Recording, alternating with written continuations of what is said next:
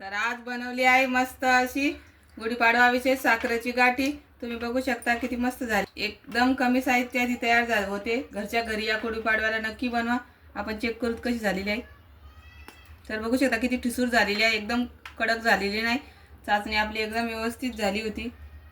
तर चला सुरू करू रेसिपी। श्री शिवाय नमस्तुभ्य मैत्रिणींनो, मी अंजली कुंभार माझ्या यूट्यूब चॅनलमध्ये तुम्हा सर्वांचं मनापासून खूप खूप स्वागत करते।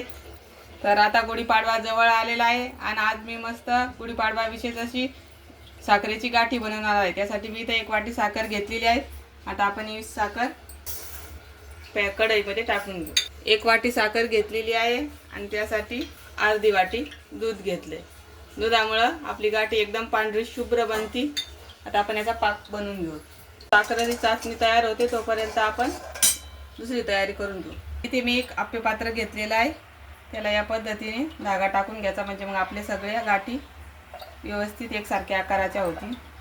याला मी तूप लावून घेतलेलं आहे अगोदरच, म्हणजे गाठी चिटकणार नाही आप्पे पात्राला।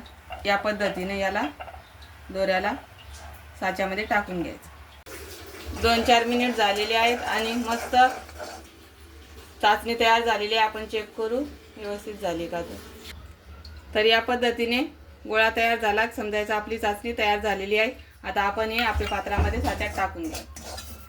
फटाफट प्रोसेस करायची, नाहीतर एकदम घट्ट होते चाचणी। तर 2च मिनिटं ठेवायचं, लगेचच बघायचं आपली चाचणी व्यवस्थित झालेली होती। बघू शकता किती मस्त तयार झालेली आहे आपली साखरेची गाठी। अलगद हे असं उचलून घ्यायचं। तर बघू शकता तयार झालेली आहे मस्त अशी साखरेची गाठी। तर तुम्ही पण या गुढीपाडव्याला मस्त अशी घरच्या घरी गाठी बनवा।